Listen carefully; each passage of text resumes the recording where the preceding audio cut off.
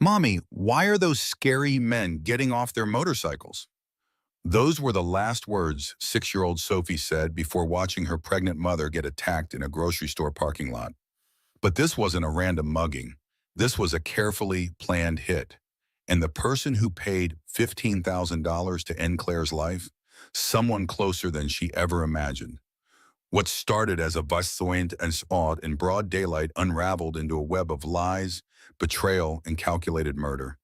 A secret apartment, a burner phone with damning texts, bank accounts drained for designer handbags and European vacations, and a mistress who'd done this before with deadly results. But here's what the attackers didn't count on. Claire Hartley is a survivor, and when she finally discovered the truth about who wanted her dead, she did something no one expected. She became the bait. This is the story of one woman's fight to protect her children, expose a conspiracy, and prove that the most dangerous thing you can do to a mother is threaten her family. Stay with me, because what happens next will shock you. Mommy, why are those scary men getting off their motorcycles? Claire Hartley looked up from loading grocery bags into her minivan.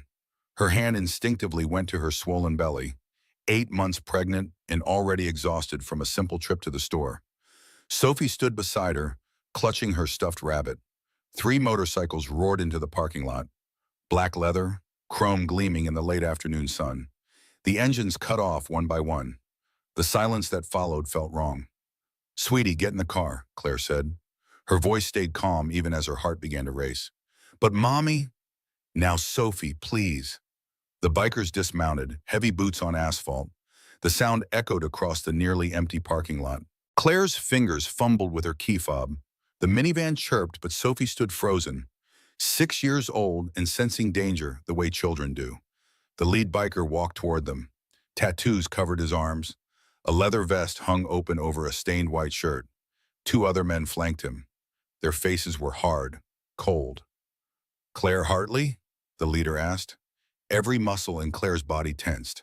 How did he know her name? "I'm sorry, do I know you?" she managed. "Someone says hello." He moved fast, too fast. His hand shot out and grabbed her arm. Claire stumbled backward. Her hip hit the minivan. Pain shot through her side, but all she could think about was protecting her belly. Her hands came up to shield her stomach before her brain even registered the threat. "Stop!" she screamed. "I'm pregnant!" "Sophie, run!" Claire shouted. But Sophie didn't run. She grabbed her mother's leg. Tears streamed down her small face. "Leave my mommy alone!" Sophie's high-pitched voice cracked with terror. The biker shoved Claire hard. She fell. Her knees hit the pavement first, then her hands. Her palms scraped across rough asphalt, but her arms stayed locked, protecting, shielding. Her belly never touched the ground.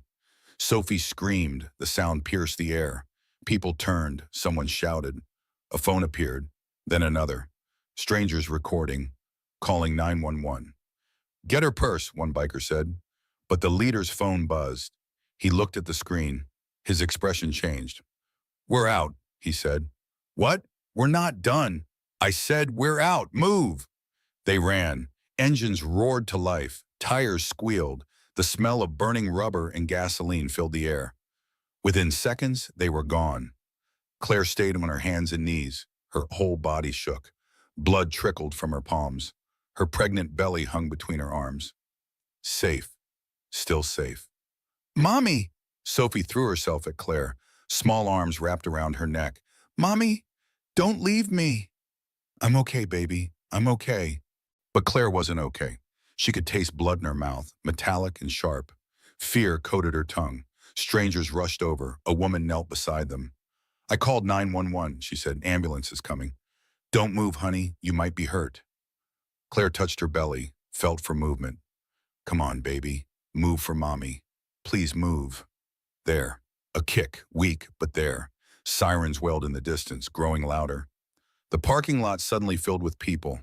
Concerned faces, helping hands. But all Claire could see was Sophie's terrified expression. All she could feel was the baby moving inside her. Both her children, both witnesses to violence they never should have seen. The paramedics arrived, blue uniforms, calm voices, practiced, hands checking her over. "Ma'am, we need to get you to the hospital." "My daughter." Someone will take care of her. We need to check on your baby. Claire let them help her onto the stretcher.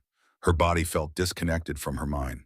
Moving through water, everything happening to someone else. But the fear was sharp, real, immediate. Sophie climbed into the ambulance with her. No one stopped her. The child's face was pale. Her hands still clutched that stuffed rabbit. White knuckles, frozen expression. "Ma'am, can you tell me what happened?" A police officer appeared beside the ambulance. Young, maybe 25. His notepad was already out. "They knew my name," Claire whispered. "He said someone says hello." The officer wrote quickly. "Did you recognize them?" "No, never seen them before." "Can you describe them?" But the paramedic interrupted. "We need to go now. Her blood pressure is dropping." The ambulance doors slammed shut. The siren started. Claire reached for Sophie's hand. Found it. Held on. "I'm scared, Mommy."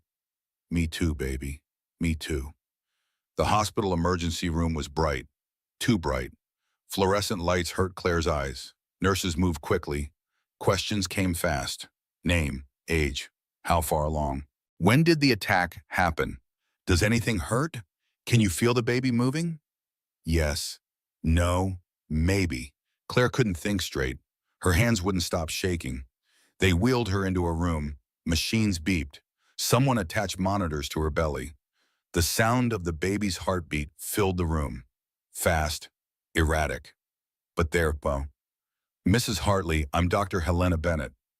A woman in a white coat appeared. Dark hair pulled back, kind eyes, but her mouth was pressed into a thin line. "We need to run some tests. That was quite a fall. Is my baby okay?"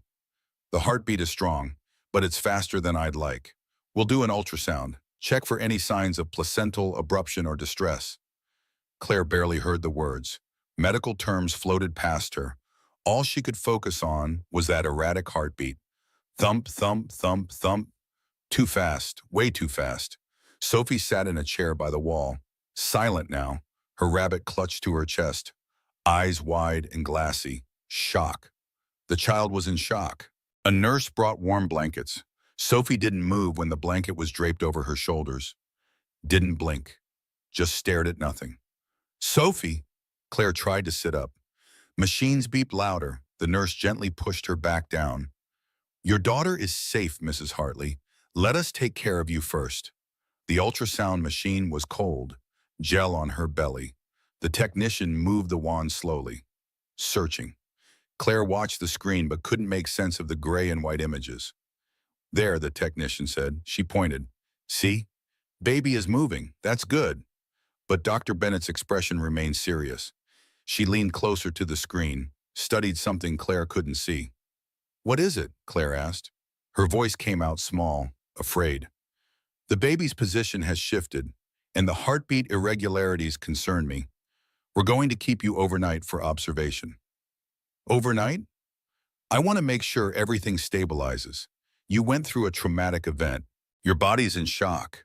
The baby is responding to your stress." Claire's eyes found Sophie again. The little girl hadn't moved, hadn't spoken, just sat there with that rabbit, frozen. "My daughter needs me." "Your daughter needs you healthy," Dr. Bennett said gently, "and that means making sure this baby is safe." Claire closed her eyes, tried to breathe, in through her nose, out through her mouth, the way her childbirth class had taught her. But nothing felt normal. Nothing felt safe. The door burst open. Derek rushed in. His suit jacket was askew, tie loosened, hair messy. "Claire! Oh my God, what happened?" He moved toward the bed but stopped when his phone buzzed. He glanced at it, just for a second, but Claire saw. She saw the way his expression flickered. Was that relief or guilt? "Derek," she whispered. "I came as soon as I got the call." He pocketed his phone, came closer, but he didn't touch her, didn't reach for her hand. "Are you okay? Is the baby okay?" "We don't know yet." His eyes darted to the monitor, to Dr. Bennett, to Sophie in the corner, anywhere but at Claire. "What happened? The police said something about an attack?" "3 men, bikers. They knew my name." Claire watched his face carefully, watched for any sign, any recognition. Derek went pale, His hand trembled as he ran it through his hair. They knew your name? Someone says hello. That's what he said before he pushed me. Derek stumbled backward.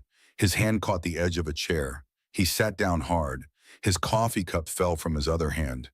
Brown liquid splashed across the white floor. The smell filled the room. Coffee. But also something else. Something sweet. Perfume. Claire's nose had been sensitive throughout her pregnancy. She knew Derek's aftershave, his deodorant, his soap. This wasn't any of those. This was women's perfume. Expensive, floral. Derek, she said slowly, where were you when you got the call? At the office, working late. But the office didn't smell like perfume, and Derek's shirt had a wrinkle near the collar. Like someone had grabbed it, pulled it. Sophie suddenly spoke. Her voice was small, broken. The scary man said a lady's name. Everyone turned to look at her. The little girl's eyes were focused now, sharp, clear. What did you say, sweetie? Claire asked. When they were on their motorcycles, leaving, one of them said a lady's name on the phone. Detective Marcus Walsh appeared in the doorway. Tall, gray at his temples, 40-something, his badge hung from his belt. Mrs. Hartley, I'm Detective Walsh. I need to ask you some questions about what happened. Derek stood up quickly. Does this have to be now? My wife needs rest. The sooner we get information, the better chance we have of catching these men. The detective's voice was professional, firm. He pulled out a notepad. It happened fast, Claire said. 3 bikers. The leader knew my name. He grabbed me. I fell. They ran when they heard sirens. Did they take anything?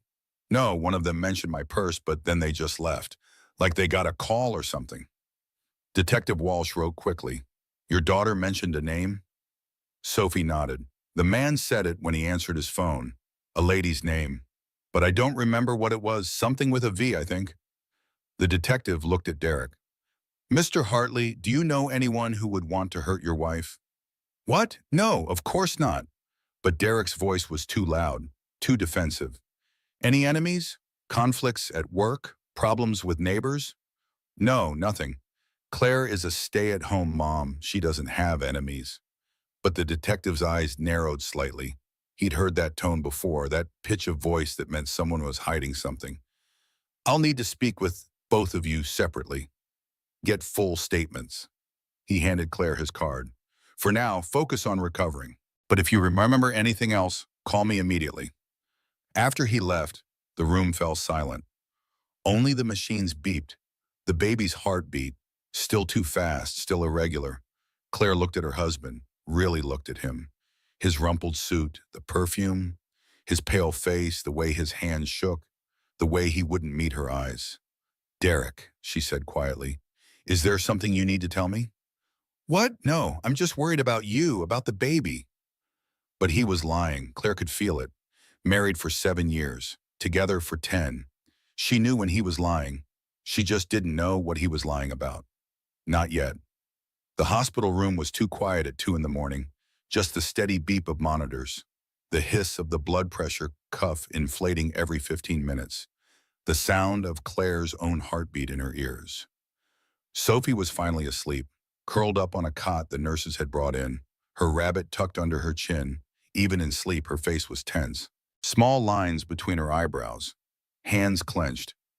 Derek had gone home an hour ago, said he needed to shower, change clothes, make some calls. He'd kissed Claire's forehead, quick, distracted.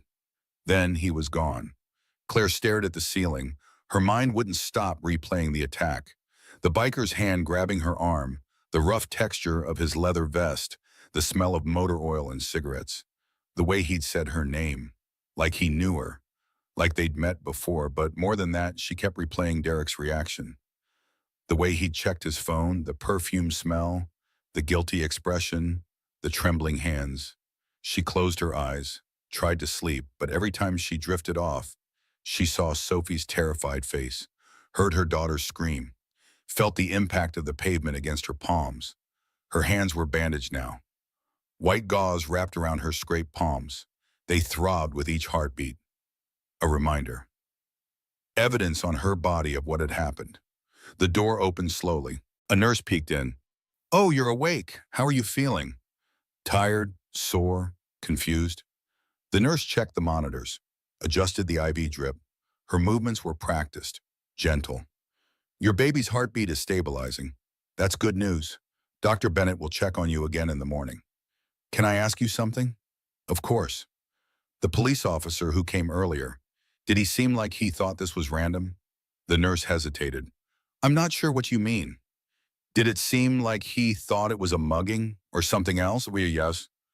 Honey, that's not really my area. But Detective Walsh has a good reputation. If there's something to find, he'll find it. After she left, Claire reached for her phone. Her movements were careful, slow, everything hurt.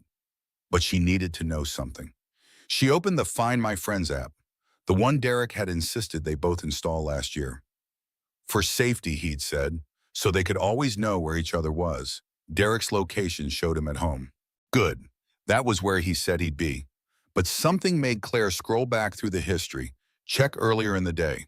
When the attack happened, 3:30 in the afternoon. She'd been at the grocery store. Where was Derek? The app showed his location, but it wasn't the office. It was an address she didn't recognize. An apartment building on the east side of town. Claire's stomach twisted. She checked other days, random dates from the past few months. More and more, his location wasn't where he said it was. Not at the office, at that apartment, at restaurants she didn't know, at places she'd never been. Her hand moved to her belly. The baby kicked. Strong this time, angry, like the little one could feel her mother's distress. I know, Claire whispered. I know, baby. Something's wrong. She started to research the address, type it into Google Maps, but stopped. What if she didn't want to know? What if the truth was worse than the not knowing?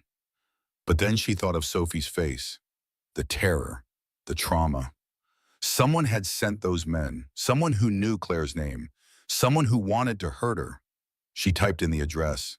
It was a luxury apartment complex, modern, expensive, the kind of place that cost more per month than her entire mortgage. Derek couldn't afford a place like that. Could he? Their finances were tight. They talked about it just last month, how they'd need to be careful with 2 kids, how money would be tight during her maternity leave, unless he had money she didn't know about. Claire's phone slipped from her numb fingers. It clattered onto the bedside table. The sound was too loud in the quiet room. Sophie stirred but didn't wake. I'm not crazy, Claire whispered to herself, to the baby, to the empty room. Something is very wrong here. She wanted to pretend to be asleep when Derek returned. But she also wanted to watch him, see his face, look for signs of whatever secret he was keeping. The door opened at 3:15. Derek came in quietly, tried not to make noise. He'd showered, changed, his hair was still damp. He smelled like soap, like himself. No perfume this time. Claire kept her eyes mostly closed, watched him through her lashes. He stood by Sophie's cot for a long moment, looked down at their daughter. His expression was sad, guilty, or just worried. Then he came to Claire's bedside, sat in the chair, put his head in his hands. I'm so sorry, he whispered. God, Claire, I'm so sorry. Sorry for what? Sorry she got hurt? Or sorry for something else? Claire's breathing stayed even, deep, like she was asleep, an old trick from when they first got married. When she'd learned that Derek talked more freely when he thought she couldn't hear him. His phone buzzed. He pulled it out, looked at the screen, his jaw clenched. He typed something quickly, then deleted it, typed again, deleted again, finally just turned the phone off. What have I done, he muttered. Claire's heart pounded so hard she was sure he could hear it. What had he done? What did that mean? He sat there for another 10 minutes, silent, still. Then he stood, kissed her forehead again. This time it felt like goodbye, like apology, like regret. I love you, he said. I need you to know that. Whatever happens, I love you. Then he left. Claire waited, counted to 100, then reached for her phone again. Her hand shook so badly she almost dropped it. The bandages made it hard to grip, hard to type. But she managed to open her text, start a new message to Grace Mitchell, her best friend since college, the only person she trusted completely. I need your help. Something's wrong with Derek. Can you come to the hospital in the morning? She hit send, then turned off her phone, laid back against the pillows, stared at the ceiling. The baby kicked again. The baby kicked. Harder this time, like the little one was saying, wake up. Pay attention. Something's dangerous here. I know, Claire whispered. She put both hands on her belly, felt the baby move beneath her palms. I know, but I don't know what to do. At 6:30, Dr. Bennett came in. Her white coat was crisp, fresh, like she'd just started her shift. But her eyes were tired. Good morning, Mrs. Hartley. How are we feeling? Confused, scared, sore. All understandable. Dr. Bennett checked the monitors. The good news is the baby's heartbeat has stabilized. Stress response has decreased. I'm cautiously optimistic. Can I go home? Not yet. I want you here another 24 hours. Make sure everything stays stable. She sat in the chair Derek had occupied hours before. Can I ask you something? Of course. Is everything okay at home? With your husband? Claire's eyes filled with tears. She tried to blink them away. Failed. I don't know. I think something's wrong. But I don't know what. Dr. Bennett nodded slowly. I've been doing this a long time, and I've learned that a mother's instincts are usually right. If something feels wrong, it probably is. But what do I do? First, you focus on keeping yourself and this baby healthy. Then you find out the truth, whatever it is. She stood, patted Claire's shoulder gently. You're stronger than you think. I can buy it. Your body went into protective mode the second that man touched you. You didn't think, you just protected. That's powerful. After she left, Sophie woke up. Her eyes were puffy, red. She'd been crying in her sleep. Mommy? I'm here, baby. Come here. Sophie climbed into the hospital bed, careful not to bump the monitors. She pressed against Claire's side. Her little body was warm, solid, real. I had a bad dream. I know, me too.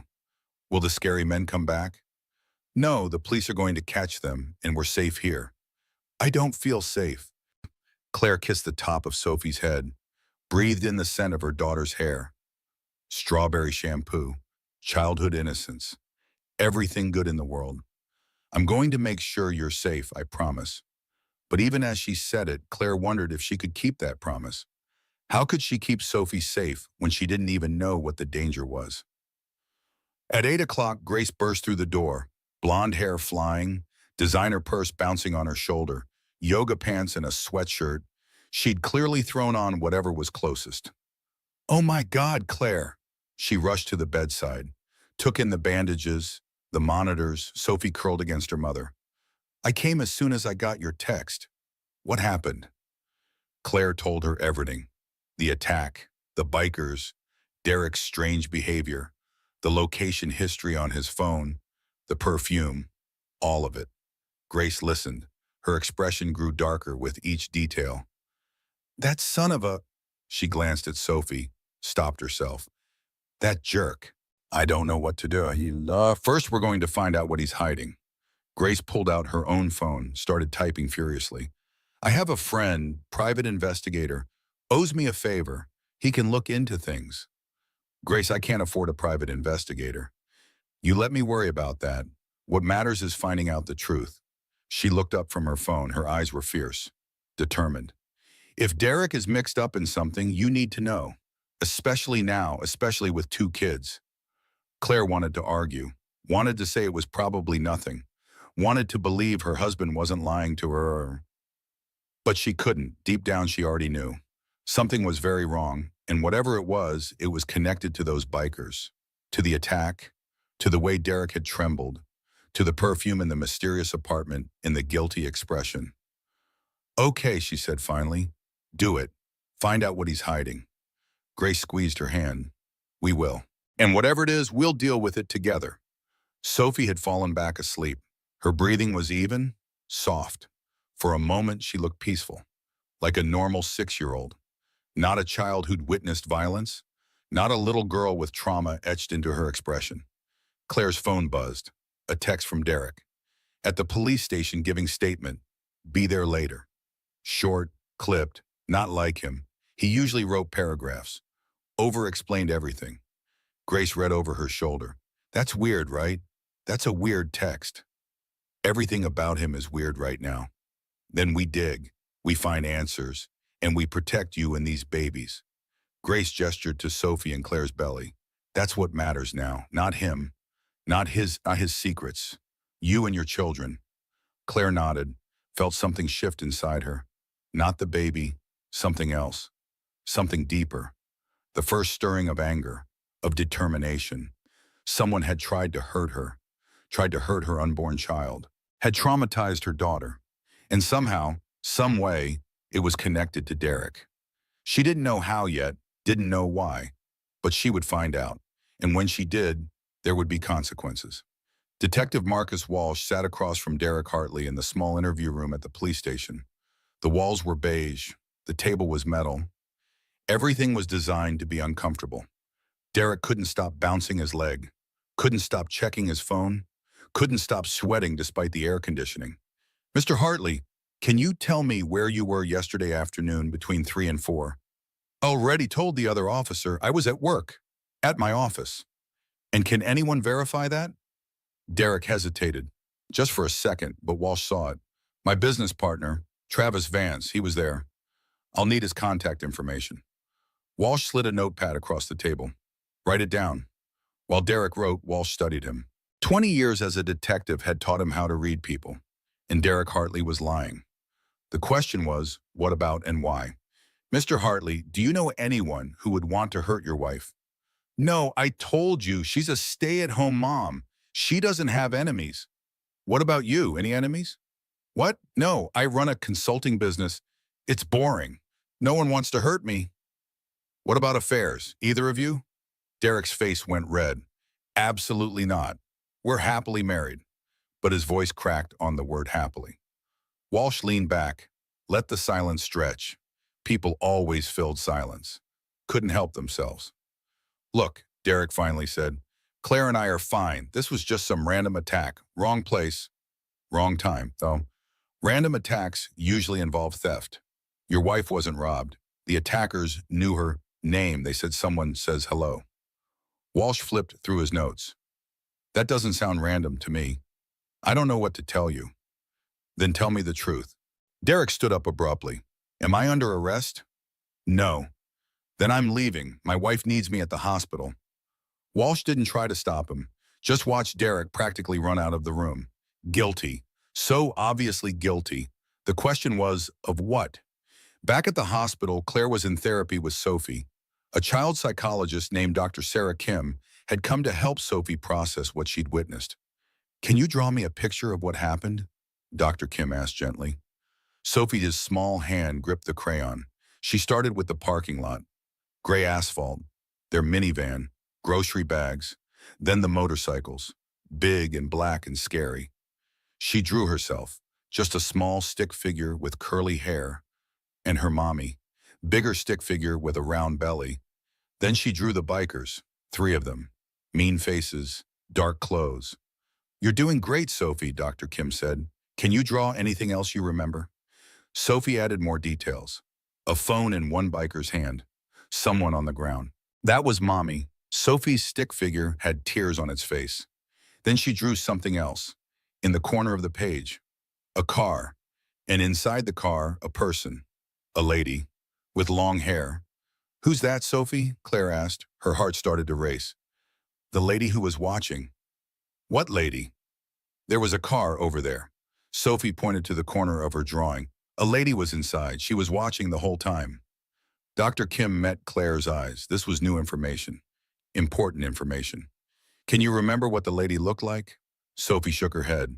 I only saw her for a second, when the scary men were leaving. Pretty, long hair. She looked happy. Happy. The woman had looked happy while watching Claire get attacked. After the session ended, Claire immediately called Detective Walsh, told him about the drawing, about the woman in the car. I'm coming to the hospital, Walsh said. Don't let your daughter throw that drawing away. And Mrs. Hartley? This changes things. This was planned, orchestrated. When Grace returned an hour later, she had news. Her private investigator friend had worked fast. Claire, you need to sit down. I'm already sitting. Then hold on to something.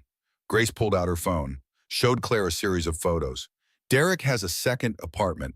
That address you found? It's his. Been renting it for the past 18 months. 18 months, the entire pregnancy. The whole time Claire had been carrying his child, he'd been maintaining a second home. There's more. Grace swiped to the next photo. Derek and a woman, young, beautiful, blonde. They were at a restaurant. His hand was on her back, intimate, familiar. Who is she? Vanessa Crane, 27 years old, works at Derek's company, his assistant officially. Claire felt cold, so cold, like ice had replaced her blood. How long? The apartment lease started 18 months ago, but from what my guy can tell, they've been together longer. Maybe 2 years. 2 years. Most of Claire's pregnancy was Sophie, the planning for another baby, the talks about their future. All of it, all lies. There's one more thing. Grace hesitated. Bank records show Derek withdrew $15,000 in cash last week. No explanation, just gone. $15,000, the same week as the attack. Claire's mind raced. Connected dots she didn't want to connect. 15,000 was a lot of money, enough to pay for something, someone, a service. Grace, she whispered. What if Derek paid them? Paid who? The bikers. What if he paid them to attack me? Grace's face went pale. Claire, that's crazy. Why would he? But then they both realized, both understood. Life insurance, community property. Divorce would mean losing everything, splitting assets, child support, alimony. But if Claire died, different story, especially if she died while pregnant. Accident, tragedy. Derek would be the grieving husband. Get everything. Keep everything. Oh my God, Grace breathed. I'm not crazy, Claire said, but she was shaking. Her whole body trembled. I'm not crazy. He tried to have me killed. We don't know that for sure.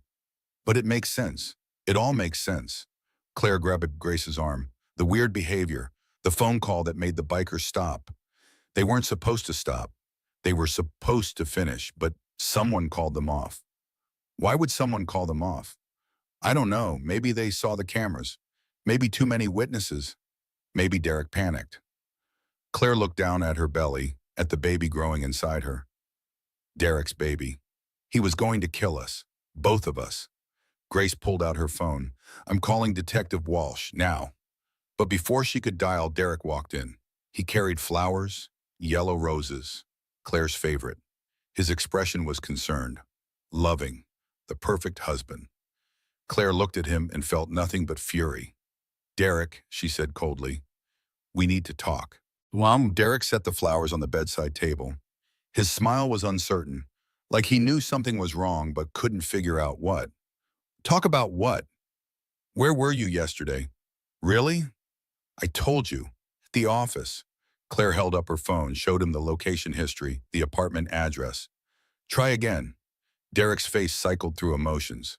Shock, fear, anger, then resignation. His shoulders slumped. Claire, I can explain. Then explain. Her voice was ice, sharp, cold, nothing like the soft-spoken wife he was used to. Grace stood. I'm going to take Sophie for a walk, give you two some privacy. After they left, Derek sat in the chair, put his head in his hands. For a long moment, he didn't speak. Her name is Vanessa. The words hit Claire like a physical blow. Confirmation. Truth. Reality. How long? 2 years. Claire closed her eyes, breathed through the pain. 2 years of lies, 2 years of betrayal, while she'd carried his children, cooked his meals, loved him. Wait, I don't know, it just happened. We worked together, late nights, one thing led to another. He looked up. His eyes were red.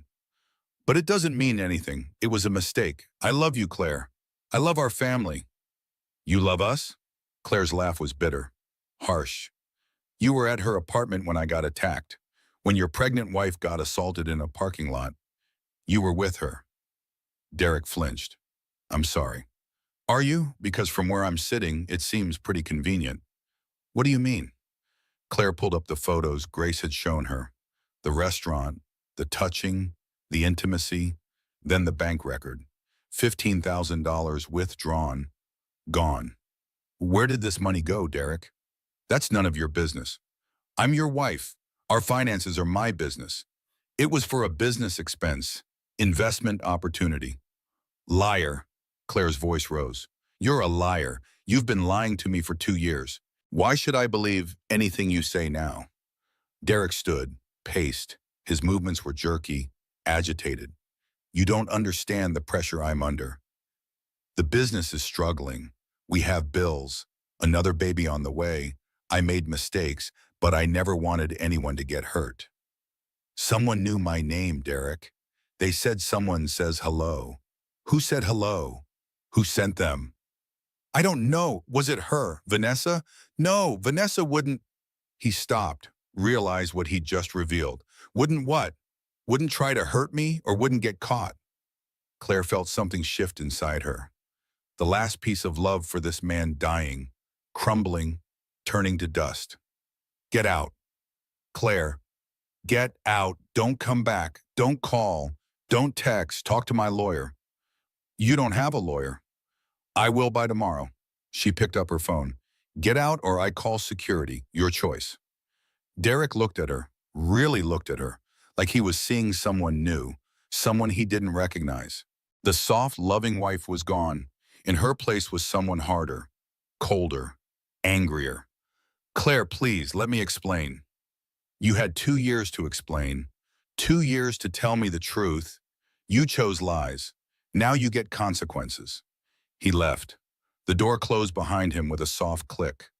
Claire sat there for a moment, numb, empty. Then she started to cry. Great heaving sound that hurt her ribs, her belly, her soul. Grace came back with Sophie, took one look at Claire's face and understood. He admitted it? Claire nodded. Couldn't speak. Just nodded. Grace hugged her. Let her cry, Ma. Sophie climbed onto the bed, patted her mother's arm. It's okay, Mommy, don't cry. But it wasn't okay. Nothing was okay. Claire's marriage was over. Her husband had been cheating. And somehow, some way, it was connected to the attack. She could feel it, know it. After she calmed down, Grace pulled out her phone again. More photos from the private investigator. Claire, there's something else you need to see. Vanessa's Instagram account, public, open for anyone to view. Photos of expensive vacations, designer handbags, jewelry, a lifestyle that shouldn't be possible on an assistant's salary. Where did she get the money for all this?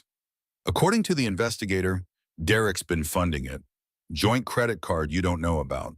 Cash withdrawals. He's been spending your family's money on her.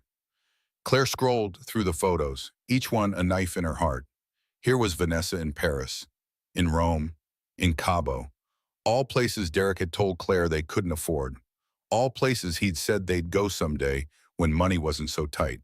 But money had been tight because he'd been spending it on her. One photo stood out. Recent, from last week. Vanessa at a bank. The same bank Derek used. The caption read, "Making moves." The same day Derek withdrew $15,000. Claire zoomed in on the photo, looked at Vanessa's face. Young, beautiful, smiling. No guilt, no shame, just satisfaction. This woman knew Derek was married, knew about Claire, about Sophie, about the baby on the way, and she didn't care. I want to meet her, Claire said suddenly. What? No, Claire, that's a bad idea.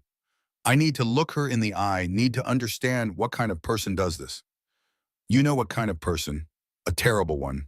But Claire was determined. For 2 years, this woman had been in her life, stealing her husband, spending her money, living the life Claire should have had, and now possibly trying to end Claire's life. Detective Walsh arrived an hour later, looked at Sophie's drawing, looked at the photos of Vanessa, looked at the bank records.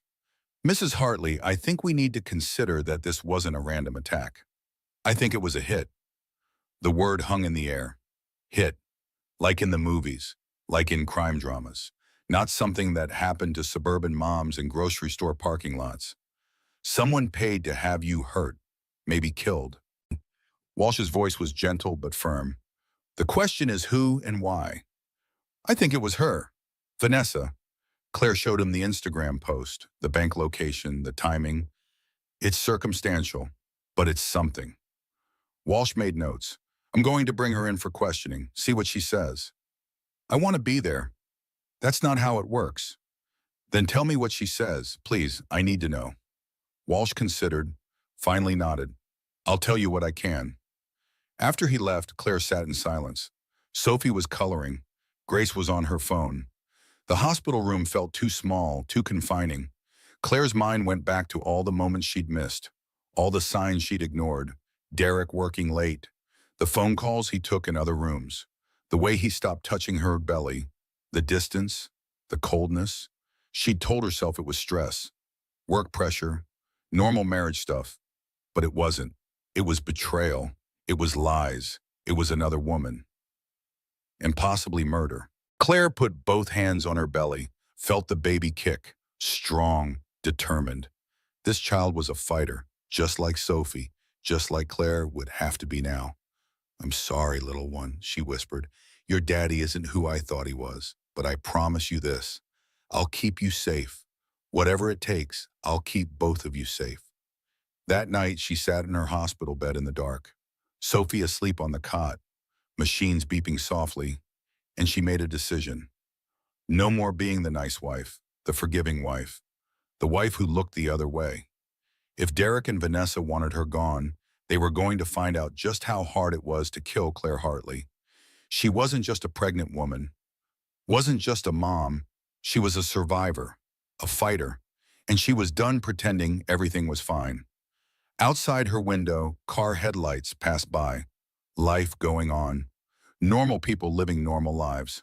While Claire's life had become something else, something darker, more dangerous, but also more clear, more focused. She knew what she had to do now, find the truth, protect her children, and make sure Derek and Vanessa faced consequences for whatever they'd done. It was that simple and that complicated. She pulled out her phone, sent a text to Grace. I need a lawyer, the best one you know. The response came immediately. Already on it, attorney Judith Brennan handles divorces and criminal cases. I'm setting up a meeting. Thank you. That's what best friends are for. Get some sleep. Tomorrow we fight back. Claire smiled in the darkness. Fight back.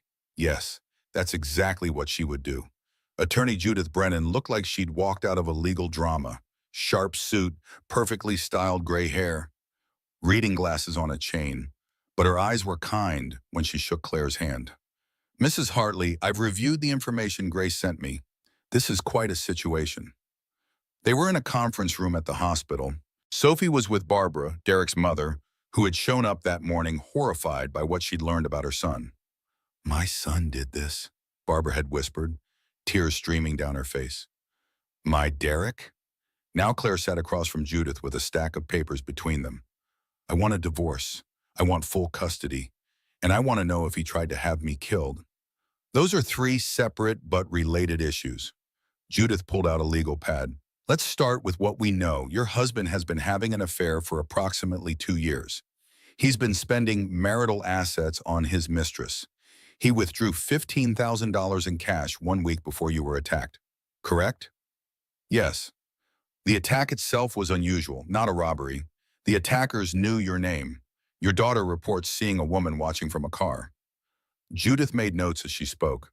Detective Walsh is investigating the connection between the money and the bikers. And what if they can't prove it? Then we focus on what we can prove: adultery, dissipation of marital assets, breach of fiduciary duty. Judith looked up. You'll get your divorce. You'll get custody. The question is, what else? What do you mean? If there's evidence your husband conspired to harm you, this becomes criminal. Conspiracy to commit murder. Attempted murder. That's prison time. Claire's hand went to her belly. The baby was active today. Kicking, moving, alive. Both of them were alive because something had gone wrong with the plan. The bikers had stopped. Run away. Why? I found something, Claire said. She pulled out her phone, showed Judith the location history, Derek's second apartment. I haven't been there, but I want to go. See what's inside. That could be considered breaking and entering. It's his apartment. I'm his wife. Community property. Judith smiled. I like how you think. But let's do this legally. We'll get a court order. Search the apartment properly. Make sure anything we find is admissible. Over the next 3 days, Claire stayed at Barbara's house. Large, comfortable, safe. Sophie slowly started acting like herself again. Coloring, playing, smiling. But at night, she had nightmares. Would wake up screaming. Claire would hold her, rock her, promise her the bad men were gone. Grace came over every day, brought food, moral support, more information from the private investigator. Look at this. She showed Claire a series of texts, recovered from Derek's backup phone, messages between Derek and Vanessa. We need to talk about C. Not now, too risky. When then? This can't keep going. Soon, I'm handling it. You better. I'm not waiting forever. The texts were from 3 months ago, around the time of the $5,000 withdrawal, the test run, as Claire had started thinking about it. What does C mean? Grace asked. Me, Claire. They were talking about me. Detective Walsh confirmed it when he came by the next day. He'd interviewed Derek's business partner, Travis Vance. The man had cracked under pressure. Mr. Vance says Derek talked constantly about wanting a fresh start, about how his wife was in the way. Vance assumed he meant divorce. But he didn't mean divorce, Claire said. No, I don't think he did. Walsh showed her more evidence. We tracked the bikers. Gang called the Iron Riders, known for taking contracts. Hired muscle. They work for 10 to 20,000 depending on the job. 15,000, right in the middle. Can you prove Derek hired them? Not yet, but we're working on it. Phone records, financial transactions. Someone connected the dots between your husband, that money, and those bikers. Vanessa, Claire said. It was her. I know it was. Walsh nodded slowly. We brought her in for questioning. She lawyered up immediately. Wouldn't say a word. What does that tell you? That she's smart? Guilty people usually are. He closed his notepad. Mrs. Hartley, I want to be straight with you. This is going to take time. Building a conspiracy case is complicated. We need hard evidence, phone calls, text messages, witness testimony. Then get it, please. My children's lives depend on it.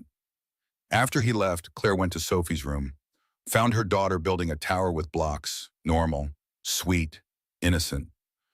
Mommy, can I ask you something? Of course, baby. Is Daddy a bad man? The question broke Claire's heart. How did you tell a 6-year-old that her father might have tried to hurt her mother? Daddy made some bad choices, but that doesn't make him all bad.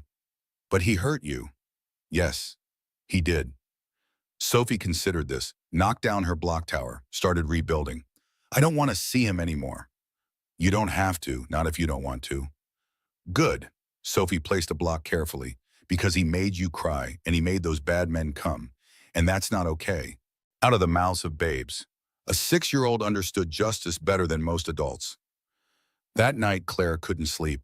She kept thinking about Derek, about Vanessa, about the life they'd built while trying to end hers. At 2 in the morning, she got up, went to Barbara's kitchen, started cleaning, reorganizing cabinets, scrubbing already clean counters, moving things around just to move them. It was pointless, ridiculous. But she needed to control something and needed to feel like she could fix something. Even if it was just the arrangement of spices in Barbara's cabinet.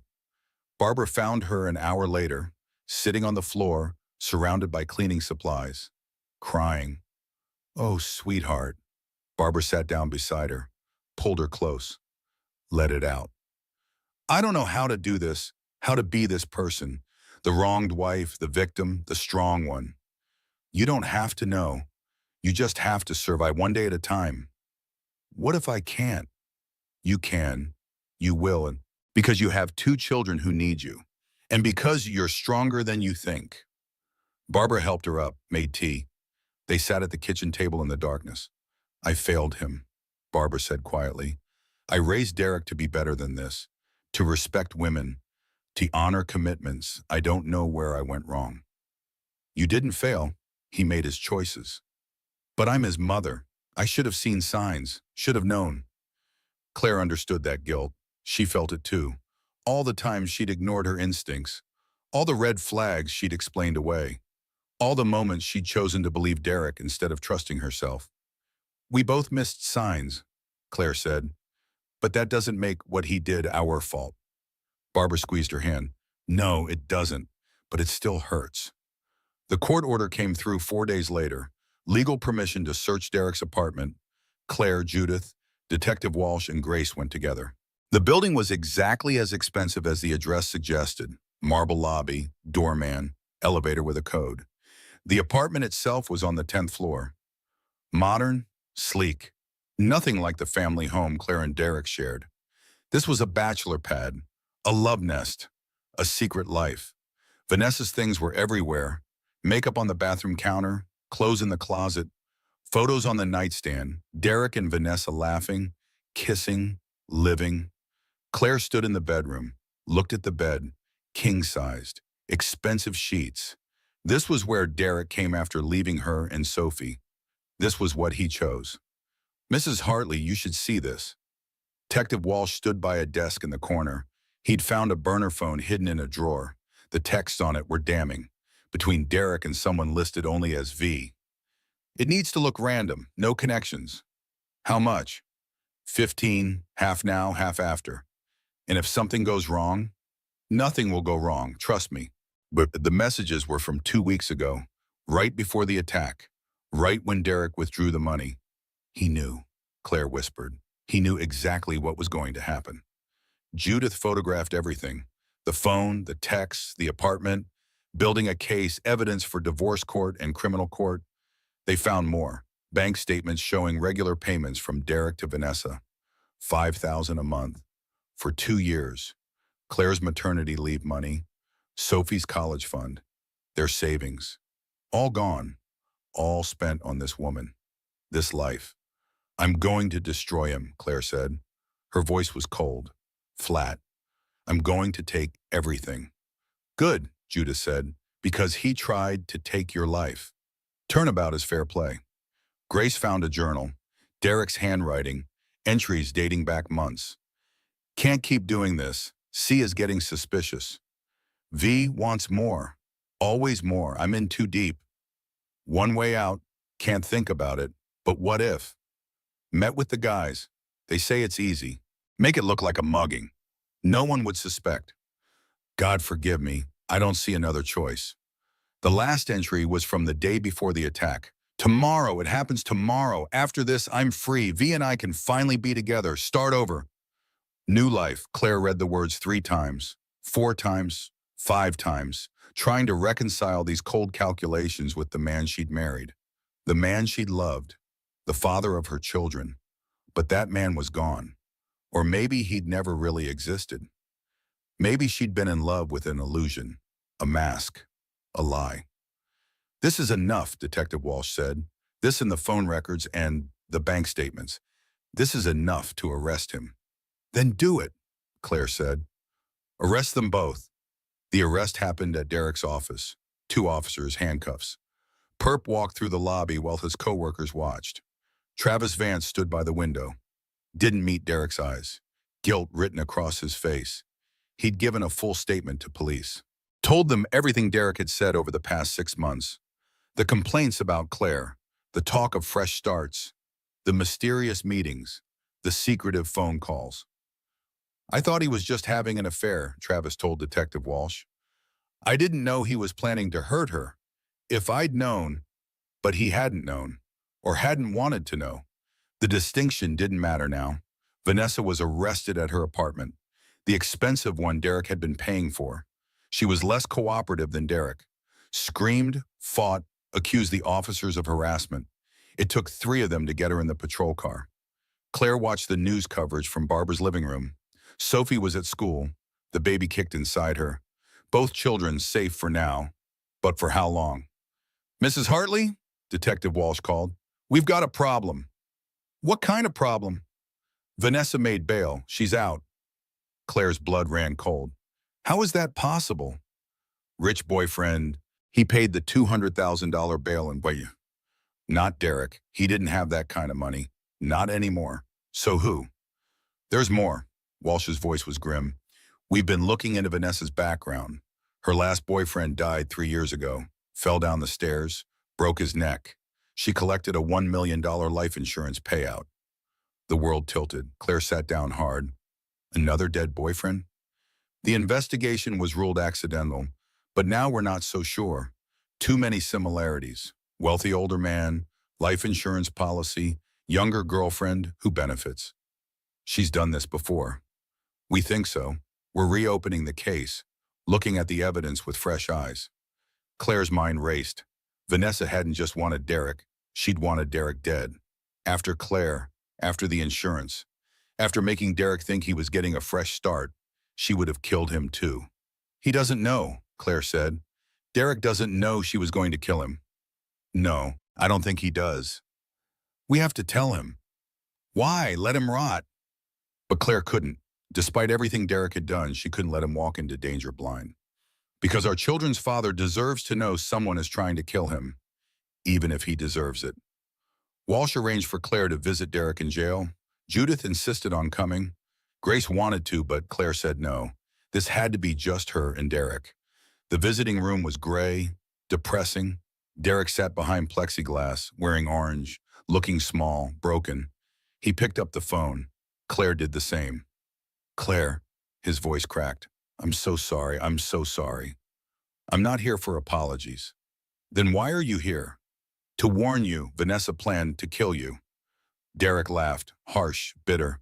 That's ridiculous. Was it? Her last boyfriend died mysteriously. She got his life insurance, $2 million, the same amount as your policy. The color drained from Derek's face. You increased your life insurance last year, made Vanessa the beneficiary. You thought you were planning my death, but she was planning yours. No, that's not. She loves me. We were going to be together. Wake up, Derek. She was using you. You were her next mark. Another rich man she could manipulate and kill. Claire leaned forward, pressed her hand against the glass. I'm not going to be another dead girlfriend, and I'm not going to let our children's father die either, no matter what you did. Derek started to cry, great heaving sobs. His shoulders shook. What have I done? God, Claire, what have I done? You trusted the wrong person, and now you're paying for it. I never wanted you hurt. I swear. I just wanted to be free, to start over. But it all spiraled. She kept pushing, kept saying it was the only way. I was weak. I was so weak. Claire felt nothing. No pity, no sympathy, just cold observation. You need to tell the police everything. Every conversation, every plan, every detail. Help them build a case against her. She'll say I forced her, that I was the mastermind. Then you better make sure your story is more believable. Claire stood. This is the last time I'll ever speak to you. After this, you only see our children if a court orders it. And even then, supervised. Do you understand? Derek nodded. Couldn't speak. Just nodded. Claire walked out, didn't look back. Behind her, Derek collapsed onto the table. Still crying, still broken. Judith was waiting in the hallway. Well, he'll cooperate. He's terrified. Good. Fear makes people honest. That evening, Grace came over with takeout. Chinese food, Claire's favorite before the pregnancy made everything taste weird. I can't eat this, Claire said. But she tried anyway, because she needed to keep up her strength, needed to stay healthy for the baby. Sophie ate quietly. She'd been told her daddy was gone, that he wouldn't be around for a while. She just nodded, said, okay, went back to coloring. Children were resilient. That's what everyone said. But Claire wondered, would Sophie really be okay? Or would this trauma follow her forever?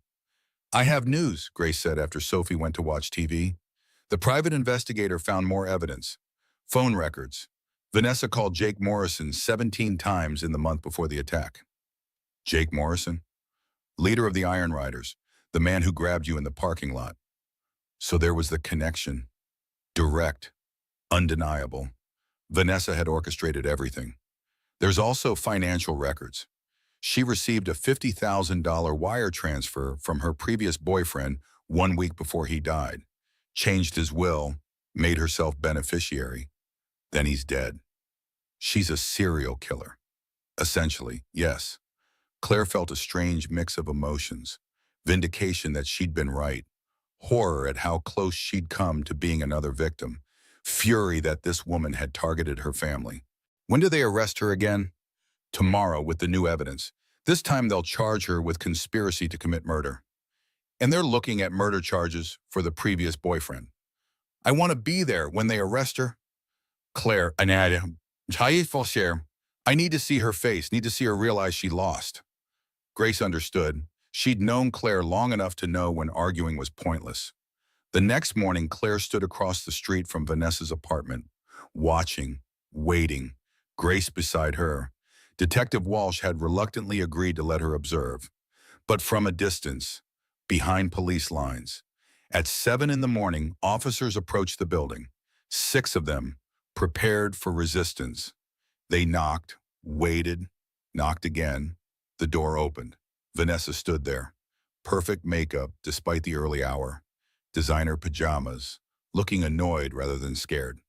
Can I help you? Vanessa Crane, you're under arrest for conspiracy to commit murder. Her expression changed. Shock, rage. She tried to slam the door. An officer's foot stopped it. Get your hands off me. I didn't do anything. This is harassment. They cuffed her, read her rights, led her down to the patrol car. She fought every step, screamed, cursed, called them every name she could think of. Claire watched, felt nothing, no satisfaction, just cold determination. This woman had tried to end her life, had seduced her husband, had planned multiple murders, and now she was going to prison. Justice, finally. Vanessa spotted Claire across the street. Their eyes met. For a moment, time seemed to stop. Then Vanessa smiled, cold, calculating, like she knew something Claire didn't. You think you've won? She called out. You have no idea what's coming. Then she was in the car, gone, driven away. Claire felt the baby kick, hard, urgent. It's okay, she whispered. She can't hurt us anymore. Oh, but could she? What had that smile meant? What didn't Claire know? That night, Claire went into early labor. Stress, trauma, too much happening too fast. Barbara called an ambulance. Grace grabbed Sophie. They all rushed to the hospital. Dr. Bennett met them in the emergency room. You're only 34 weeks. We need to stop this labor. I can't do this yet. Try to stay calm, breathe. We're giving you medication to slow things down. But Claire couldn't stay calm. Her whole life was falling apart. Her husband in jail, his mistress arrested, her body betraying her. Everything spinning out of control. Sophie stood in the corner, watching, terrified. Not again. The look on her face said it all. Not the hospital again. Not mommy in danger again. I'm okay, Claire tried to say. But another contraction hit. Sharp, painful, too early, too soon. The medication worked. Eventually, hours later, the contractions slowed, stopped. Crisis averted. You need complete bed rest, Dr. Bennett said firmly. I mean it, Mrs. Hartley. No stress, no drama, no excitement, just rest. Claire laughed. Couldn't help it. No stress? Her life was nothing but stress. Doctor, my husband is in jail for trying to have me killed. His mistress is also in jail. My daughter is traumatized. I'm about to be a single mother of 2. How exactly am I supposed to avoid stress? Dr. Bennett sat on the edge of the bed. Her expression was sad, understanding. I know, this is impossible. All of it. But you have to try. For this baby. Please. Claire nodded, closed her eyes, tried to find some center of calm in the storm. Barbara took Sophie home. Grace stayed with Claire. They sat in silence for a long time. This is going to be okay, Grace finally said. You are going to be okay. How do you know? Because you're the strongest person I know. And because you have people who love you, who will fight for you, who won't let you fall. Well, Claire wanted to believe her, wanted to feel strong, but mostly she just felt tired. Tired and scared and uncertain. The baby kicked. Gentle this time, reassuring. Still there, still fighting. Okay, Claire whispered. Okay, I'll rest. I'll be calm. I'll do whatever it takes. Because that's what mothers did. They sacrificed. They endured. They survived. For their children, and always for their children. 3 weeks passed. Slow, intense. Claire on bed rest at Barbara's house. Sophie in school. Life in a strange holding pattern. Derek pled guilty to conspiracy to commit murder. His lawyer negotiated 15 years in exchange for testifying against Vanessa. He'd be 50 when he got out. Sophie would be 21. The baby would be 15. Half their childhoods without their father. But alive. Both of them alive. Vanessa refused to plea, maintained her innocence, claimed Derek had manipulated her, forced her, that she was a victim too. Her lawyer was good, expensive, building a defense based on coercion and abuse, making Vanessa look sympathetic, young, naive, led astray by an older man. Detective Walsh wasn't buying it.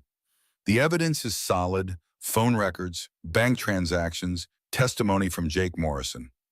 Jake Morrison, the biker who'd grabbed Claire. He'd broken, confessed everything. Vanessa had hired them, offered $15,000, said to make it look random, gave them Claire's photo, her schedule, her license plate. But the call that stopped them mid-attack? That was Derek, panicking, realizing what he'd set in motion, trying to call it off. Too little, too late. But it had saved Claire's life. Morrison is willing to testify, Judith asked. For a reduced sentence. Well, he's looking at attempted murder charges otherwise. This way he gets conspiracy to commit. 7 years instead of 15. Claire approved the deal. Not because she forgave Morrison, but because his testimony would lock Vanessa away forever. There's one problem, Walsh said. Vanessa's lawyer is claiming all the communication was through Derek, that she never spoke to Morrison directly. Morrison's phone records show calls from a burner. Can't prove it was Vanessa's. So what do? We need her to confess, or at least admit some connection. Claire had an idea. Dangerous, possibly foolish, but might work. What if I meet with her? Everyone in the room turned to stare. Absolutely not, Judith said immediately. Why not? She thinks she's smarter than everyone. Thinks she can talk her way out of this. Let her try with me. You're pregnant, traumatized. She tried to have you killed. Which is exactly why she won't expect me to confront her. She'll think I'm weak, scared. She'll let her guard down. Detective Walsh considered it. We could wire you, record the conversation. If she admits anything. It's too dangerous, Grace interjected. What if she tries to hurt Claire? We'd be right there, watching. It would be in a public place. She wouldn't dare. She's facing life in prison. People do desperate things. They argued for an hour, but Claire's mind was made up. She needed to face Vanessa, needed to look this woman in the eye, needed to hear her say it. Why? Why had she targeted Claire's family? Why try to destroy everything? 2 days later, arrangements were made. Coffee shop, public, busy, officers in plain clothes throughout. Claire wired. Multiple cameras, every precaution taken. Sophie stayed with Barbara. Claire didn't tell her where she was going. Just kissed her goodbye, held her extra tight. Be good for Grandma. I'm always good, Mommy. Claire smiled. Yes, you are. The best.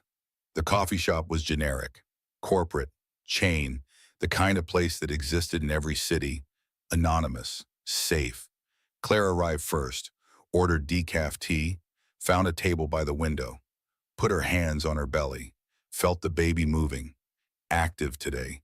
Maybe sensing her mother's fear. It's okay, she whispered. We're safe, I promise. Detective Walsh's voice came through her earpiece. Tiny, nearly invisible. She's arriving, 2 minutes out. Remember, stay calm, let her talk, don't accuse. Just listen. Claire breathed, in through her nose, out through her mouth, centered herself. The door opened. Vanessa walked in. She was more beautiful in person. Photos hadn't done her justice. Long blonde hair, perfect features, designer clothes that cost more than Claire's monthly mortgage. This was who Derek had chosen. This was what he'd wanted instead of his family. Vanessa ordered a complicated latte, extra hot, oat milk, 2 pumps of vanilla, precise, demanding. Then she turned, scanned the room, found Claire. Their eyes met. Vanessa smiled, walked over, sat down without being invited. Well, well, Claire Hartley, in the flesh. Her voice was smooth, cultured, a hint of superiority in every syllable. Vanessa, you wanted to meet, so here I am. She sipped her latte, made a face. They can never get it right. Too much foam. Claire said nothing, just watched, waited. You're probably wondering why I agreed to this meeting, Vanessa continued. Honestly, curiosity. I wanted to see what Derek saw in you. And? And I'm disappointed. You're so ordinary. Suburban mom, yoga pants, no makeup, nothing special. The insults should have hurt, should have made Claire angry, but they didn't. They just made her sad. Sad that Derek had chosen this cruel, shallow woman over his family. Why did you do it? Claire asked quietly. Do what? Try to have me killed. Vanessa laughed, light, airy, like they were discussing the weather. You were in the way, simple as that. In the way of what? Of everything. Derek's money, his house, his future. You were a burden he couldn't escape from. So I helped. The words were so casual, so matter-of-fact, like ordering coffee, like discussing traffic. You helped by hiring bikers to attack a pregnant woman?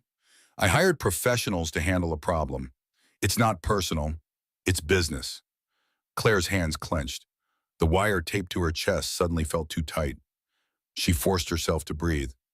Stay calm, let Vanessa keep talking. What about your last boyfriend? Was that business too? For the first time, Vanessa's expression flickered. Surprise? Annoyance. Careful, Claire. Accusations without evidence are dangerous. I'm not accusing, just asking. Thomas was an accident. He fell. Tragic, but not my fault. Convenient accident, though. Right before he planned to leave you. Right after you made yourself his life insurance beneficiary. Vanessa's eyes hardened. You've been busy, digging into my past. How pathetic. Someone had to, since Derek was too stupid to see what you really are. What I really am? Vanessa leaned forward. I'll tell you what I really am. I'm a woman who gets what she wants, every time. Men are easy, manipulate their ego, their desire, their weakness. They'll do anything. Including murder. Derek was weak, conflicted, kept hesitating. I had to take matters into my own hands. She sipped her latte again, still wasn't satisfied with it. Those bikers were supposed to be professionals. Make it look random, quick, clean. But they screwed up, you survivended. Claire's heart pounded. That was a confession. Clear, direct, recorded. Why did they stop? Vanessa's face twisted with anger. Derek panicked, called them off mid-job, ruined everything, all because he suddenly grew a conscience. Too little, too late. So you decided to kill him too? What? No, I needed Derek, his money, his life insurance. I could have lived very comfortably as his grieving girlfriend after you were gone. And after he served his purpose? Vanessa smiled, cold, calculating. People have accidents all the time, especially people who drink too much, who make poor decisions, who stand on balconies after one too many whiskeys. Another confession. Premeditation, planning, all of it recorded. You're a monster. I'm a survivor, just like you claim to be. The difference is I don't apologize for it. Detective Walsh's voice in Claire's ear. We have enough. Get out. But Claire couldn't move, couldn't look away. She needed to understand. Why? She asked. Why target married men? Why destroy families? Because they're weak. Because they have things I want. Because I can. Vanessa leaned back. You think you're better than me? You married a man you could control. Had his babies to trap him? You're not innocent, Claire. You're just boring. At least I didn't try to murder anyone. Didn't you, though, in your own way? Trapping him with pregnancy, with obligation, with guilt. At least I'm honest about what I am. The door burst open. Derek stumbled in. He shouldn't have been there. Was supposed to be in jail. But somehow he'd gotten out. Broken his transport. Come to warn Claire, or stop Vanessa, or both. Vanessa, he shouted. Don't say anything else. She's recording you. Chaos erupted. Vanessa tried to run. Officers blocked the exits. Derek tried to grab Claire. Detective Walsh tackled him. Coffee cups flew, chairs overturned, and somewhere outside, a biker gang member, one who hadn't been arrested yet, pulled a gun. The window shattered. Gunfire. Screaming. People diving for cover. Claire dropped, her body moving on instinct, protecting her belly, protecting the baby. Officer Ryan Torres returned fire. His shots precise, professional. The biker went down, wounded, not dead, just stopped. Within seconds, police swarmed, inside and out. Vanessa in handcuffs, Derek on the ground. Claire pulled to safety. Are you hurt? Walsh demanded. Claire, are you hurt? She checked herself. No blood, no pain, just adrenaline, terror, shock. I'm okay. The baby. Paramedics are coming. Just breathe. You're safe now. But she didn't feel safe. She felt like she'd walked through fire and barely survived. The ambulance ride was familiar. Too familiar. How many times had she been in an emergency vehicle in the past month? How many more times would it take before this was over? Dr. Bennett met her in the emergency room again, their third meeting in crisis mode. Your heart rate is dangerously high. The baby's is erratic. We need to calm you both down. Is the baby okay? Yes, for now, but Claire, you cannot keep doing this. Your body can't take much more stress. I know, I'm sorry. I know what you needed, justice, answers, closure. Dr. Bennett checked the monitors. But you're 7.5 months pregnant. You need to prioritize this baby. Claire nodded, closed her eyes, tried to find that calm center again. Grace burst into the room, Barbara right behind her with Sophie. Mommy! Sophie ran to the bed, climbed up, pressed against Claire's side. They said bad things happened. I'm okay, baby. Everyone's okay. Promise? Promise, but even as she said it, Claire wondered if she could keep that promise, because Vanessa was still out there, still dangerous, still fighting. This wasn't over. Not yet. The coffee shop confrontation made national news. Dramatic footage of the arrest, the shooting, the chaos. Claire's face was everywhere. The pregnant woman who'd faced down her would-be killer. She hated it, hated the attention, the cameras, the reporters trying to get statements. Judith handled them all, firm, professional. My client has no comment at this time. But privately, Judith was thrilled. The recording is gold. Vanessa admitted everything, hiring the bikers, planning Derek's eventual death, her previous boyfriend, all of it. Will it be admissible? Absolutely. You consented to being recorded. The meeting was your idea. She confessed voluntarily. Judith smiled, satisfied. She's done. Finished. Life in prison without parole. The trial was set for 2 months later. Plenty of time for Claire to have the baby, recover, be ready to testify. But 2 months felt like forever. 2 months of waiting, watching, worrying. Derek was sent back to jail. This time with added charges. Escape, endangerment, obstruction of justice. His 15-year sentence became 20. I'm sorry, he told Claire through the phone at the jail. One final conversation Judith had arranged. For all of it, I'm so sorry. I know you are, but sorry doesn't fix this. I never wanted anyone hurt. You have to believe that. I believe you're weak. I believe you let someone manipulate you into trying to murder your pregnant wife. I believe our children are better off without you. Claire, goodbye, Derek. I hope prison gives you time to figure out who you want to be, because who you were isn't coming back. She hung up. Final, done. That chapter of her life closed. 4 weeks later, at exactly 38 weeks pregnant, Claire's water broke. Real labor this time, strong, fast, determined.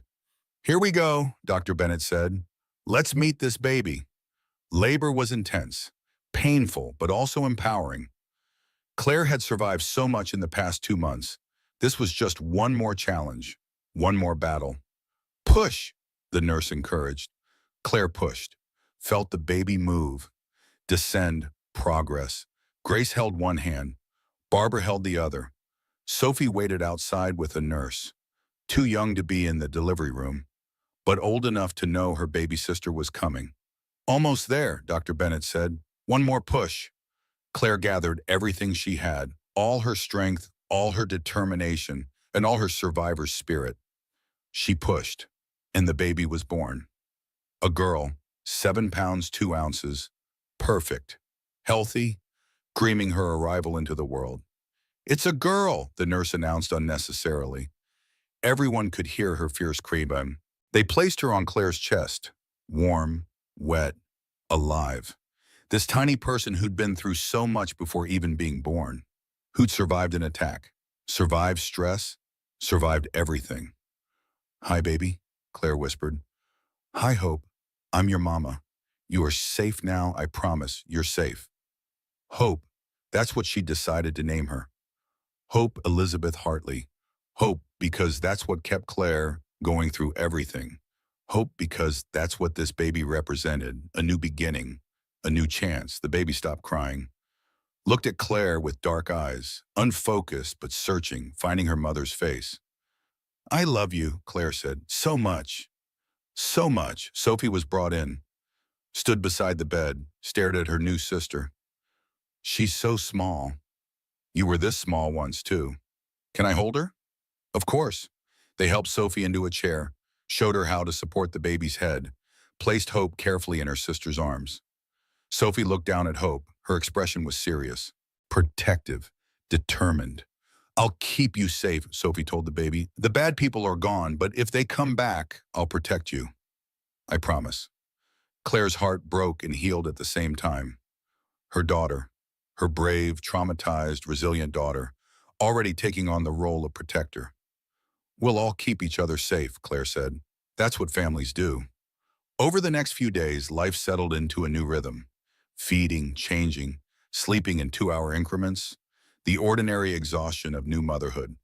But different this time. No husband, no partner. Just Claire and her 2 girls and the people who loved them.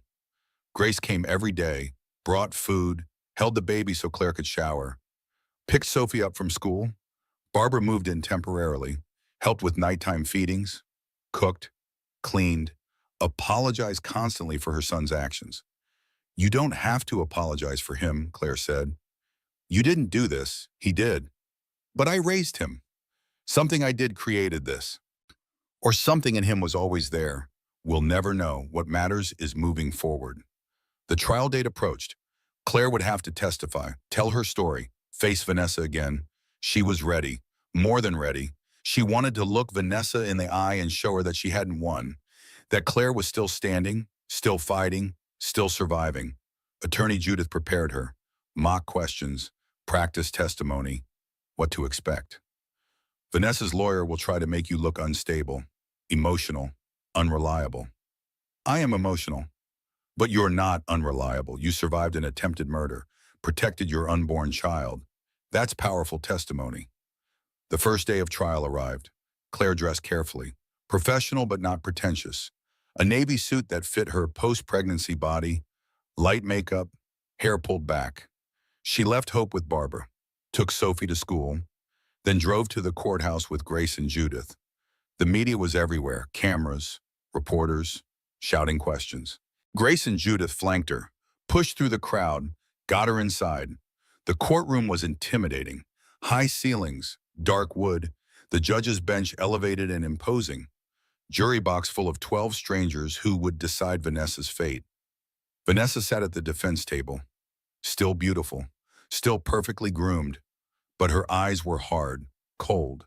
She stared at Claire with undisguised hatred. Claire stared back, didn't flinch, didn't look away. "All rise," the bailiff announced. Judge Catherine Reeves entered, older, gray hair, stern expression. She looked like she'd seen everything and was impressed by nothing. "Please be seated. We're here for the matter of the state versus Vanessa Crane. Charges of conspiracy to commit murder and attempted murder. Are both sides ready to proceed?" "Yes, Your Honor," the prosecutor said. "Yes, Your Honor," Vanessa's lawyer agreed. "Then let's begin." The prosecutor laid out the case, the affair, the money, the burner phones, the texts, the attack, the confession Claire had recorded. Vanessa's lawyer painted a different picture. Young woman seduced by older man, manipulated, controlled, a victim herself. Claire listened to both sides, recognized the truth in one, rejected the lies in the other. When it was her turn to testify, she walked to the witness stand, placed her hand on the Bible, swore to tell the truth. The prosecutor stood, smiled gently at her. Mrs. Hartley, can you tell us what happened on the afternoon of September 15th? Claire took a breath, started talking, told her story, the attack, the investigation, the discoveries, all of it. The jury listened. Some took notes, some looked sympathetic, some looked skeptical. Vanessa's lawyer cross-examined her, tried to poke holes in her testimony, suggested she was confused, emotional, unreliable. Isn't it true you were traumatized? Under extreme stress? Yes. So you might not remember things correctly. I remember everything correctly. How can you be sure? Because some things you don't forget, like the moment someone tries to take your life and your child's life. The lawyer didn't have a response to that. Jake Morrison testified, admitted he'd been hired by Vanessa, given Claire's photo, paid $15,000, told to make it look random. Why did you stop? The prosecutor asked. Got a call. Man screaming to stop. Abort. Get out of there. Sounded scared. We ran. Did you know at the time that man was Derek Hartley? No, just knew someone wanted us gone. Derek testified via video from prison. His face was gaunt, hollow. Prison didn't agree with him. He confirmed everything, the affair, the manipulation, the plan. How Vanessa had pushed and pushed until he broke. I'm not saying I'm innocent, he told the jury. I'm guilty, so guilty, but she orchestrated it, she planned it, she made it happen. Vanessa's lawyer objected. The judge sustained, but the damage was done. The jury had heard it. Finally, they played the recording from the coffee shop, Vanessa's voice clear, confident, admitting everything. I hired professionals to handle a problem. Those bikers were supposed to be professionals. Make it look random, quick, clean. People have accidents all the time. The jury's faces changed. Sympathy for Vanessa evaporated, replaced by disgust, horror, anger. The trial lasted 3 weeks, 21 days of testimony, evidence, arguments. Then the jury deliberated, 4 hours. That's all it took. They filed back in, serious expressions, decision made. Has the jury reached a verdict? We have, Your Honor. What say you? On the charge of conspiracy to commit murder, we find the defendant guilty. On the charge of attempted murder, we find the defendant guilty. Guilty. Both counts, maximum sentences. Vanessa's face crumbled. For the first time, emotion broke through. Fear, rage, disbelief. No, this is wrong. I didn't. The bailiff moved to restrain her. She fought, screamed, called the jury idiots, called Claire a liar. Judge Reeves banged her gavel. Order, Mr. Crane, control yourself or I'll have you removed. Sentencing was set for 2 weeks later, but everyone knew. Life in prison, no parole, no second chances. Claire sat in the gallery, held Grace's hand, felt tears stream down her face. Not tears of not exactly, more like tears of relief, exhaustion. Finality, it was over. Finally over. Vanessa would go to prison. Derek was already there. Her children were safe. She'd survived. They'd all survived. And now they could begin to heal. The day of Vanessa's sentencing arrived 2 weeks later. Claire woke early, fed Hope, got Sophie ready for Barbara to watch her. Will you be home for dinner, Mommy? Yes, baby. This is the last time. After today, it's all over. Promise? Promise. Well, the courtroom was packed. Victims from Vanessa's past, Thomas's family, media. Everyone wanted to see justice delivered. Vanessa was brought in, orange jumpsuit, handcuffs, hair still perfect somehow. But her face was different. Drawn, tired, defeated. She didn't look at Claire, didn't look at anyone. just stared straight ahead. Judge Reeves entered. Everyone stood, sat, waited. Ms. Crane, you have been found guilty of conspiracy to commit murder and attempted murder. Do you have anything to say before I pass sentence? Vanessa stood, her lawyer beside her. For a moment, she said nothing. Then, I regret nothing. Claire Hartley was weak. Derek was weaker. I simply took what should have been mine. Gasps from the gallery. Even her lawyer looked shocked. I see. Judge Reeves' expression was cold. Your lack of remorse is noted. In all my years on the bench, I've rarely seen such callous disregard for human life. She opened a folder, read from prepared remarks. You targeted vulnerable people, manipulated them, planned their deaths, showed no mercy. You shall receive none now. On the charge of conspiracy to commit murder, I sentence you to 25 years to life. On the charge of attempted murder, I sentence you to 25 years to life. Sentences to run consecutively. You will die in prison, Ms. Crane. Vanessa's composure finally broke. She collapsed, sobbing, screaming. No, no, this isn't fair. Justice rarely is, Judge Reeves said, but it is just. Bailiff, remove the defendant. They dragged Vanessa out, still screaming, still denying. Claire watched her go, felt nothing but emptiness, all that fear, all that anger, for this woman, this pathetic, empty woman who'd nearly destroyed everything. Outside the courthouse, Detective Walsh found Claire. It's over, truly over now. You can move on. Thank you for everything, for believing me. You made it easy. You were brave, strong, everything a survivor should be. Claire hugged him, brief, professional, but genuine. Then she went home, to her daughters, to her life. Barbara had cooked dinner, pot roast, Sophie's favorite. They ate together. 3 generations of women. Broken family becoming whole in a different way. What happens now? Barbara asked. Now we live. Sophie goes to school. Hope grows up. I figure out who I am outside of being Derek's wife. Any ideas? A few. Claire smiled. I've been thinking about starting a blog, about this whole experience. Help other women recognize the signs. Get out before it's too late. That's a wonderful idea. Over the next 6 months, life transformed. Claire started her blog, Surviving the Unthinkable, shared her story, offered resources, built a community. Women reached out, hundreds of them, thousands, all with similar stories, all looking for hope, for guidance, for proof that survival was possible. Claire gave talks at women's shelters, shared her testimony, made herself vulnerable in service of helping others. Domestic violence isn't always physical, she told one group. Sometimes it's financial, emotional, psychological. Sometimes it's a plan to end your life. Trust your instincts. If something feels wrong, it probably is. Document everything, bank statements, location history, texts. Build your case before you need it. Find your people, friends who believe you, lawyers who fight for you, detectives who investigate thoroughly. You are stronger than you know, and you deserve better. The women listened. Some cried, some took notes, some just needed to hear that they weren't alone. Sophie thrived in therapy. Dr. Kim helped her process the trauma, turned fear into strength, terror into resilience. My mommy is brave, Sophie told her class during show and tell. Bad people tried to hurt her, but she stopped them. She kept me and my sister safe. Hope grew, 6 months old, then 9, then 1 year.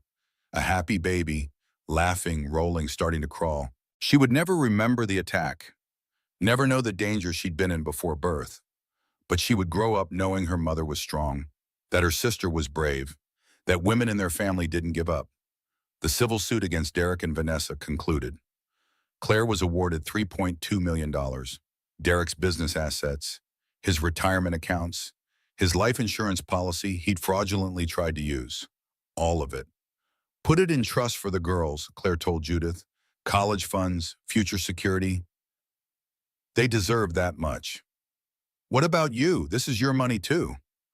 I have enough. I have my blog, some speaking fees. We'll be okay. 1 year after the attack, Claire stood in the parking lot where it had happened. Same grocery store, same spot. It didn't scare her anymore. It was just a parking lot. A young woman approached her, shy, uncertain. "Excuse me, are you Claire Hartley?" "I am. I wanted to thank you. I read your blog.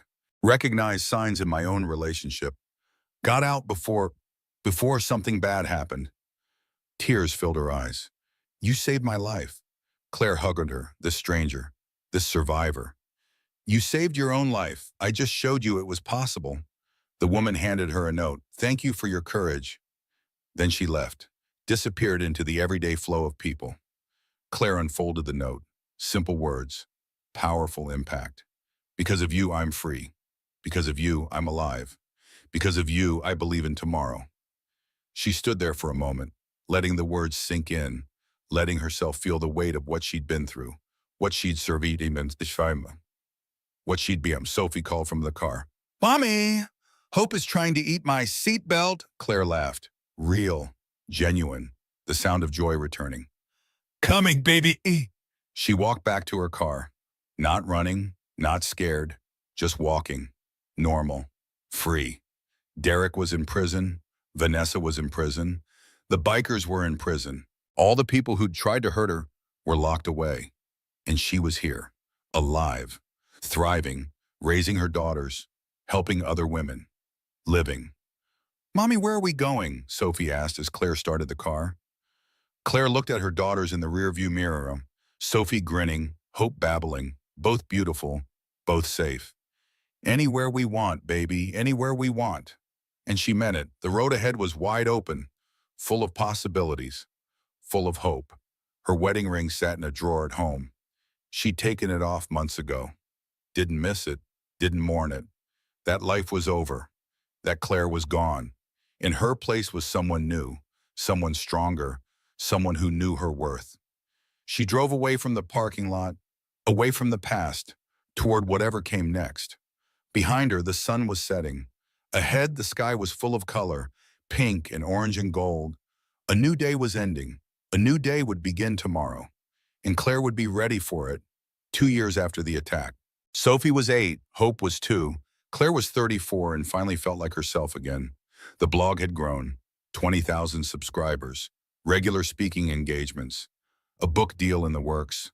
Publishers love survivor stories, especially ones with such dramatic turns. Surviving the unthinkable, one woman's journey from victim to victory. Claire wasn't sure about the title. Too dramatic, too sensational, but her editor loved it. It's what people want, inspiration, hope, proof that you can survive anything. Maybe that was true. Maybe her story could help others. That's what mattered.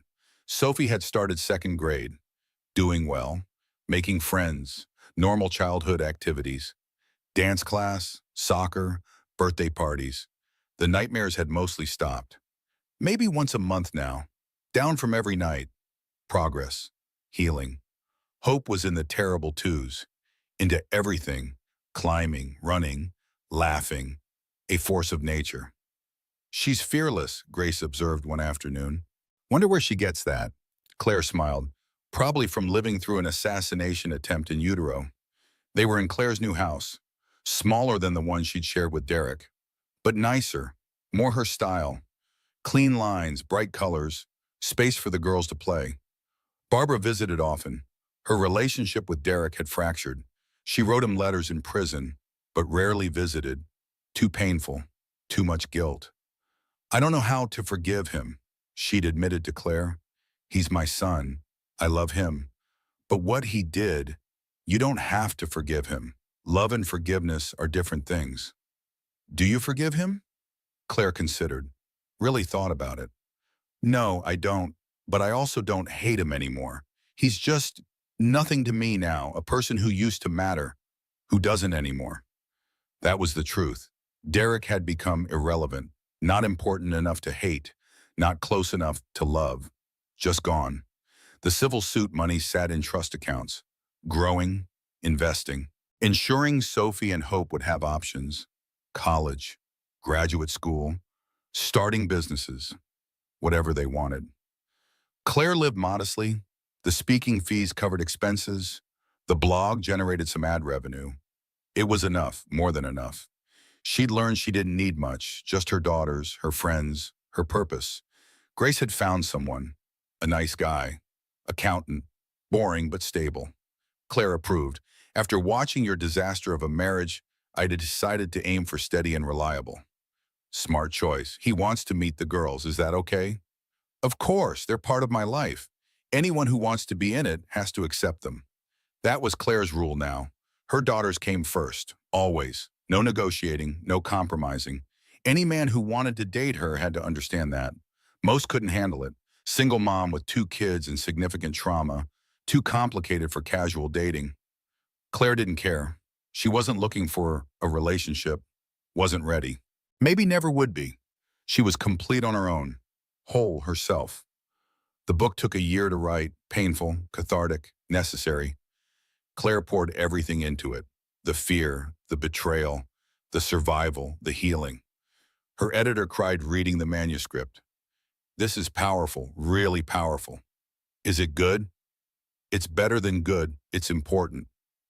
The book launch was scheduled for the 3rd anniversary of the attack. Symbolic. Full circle.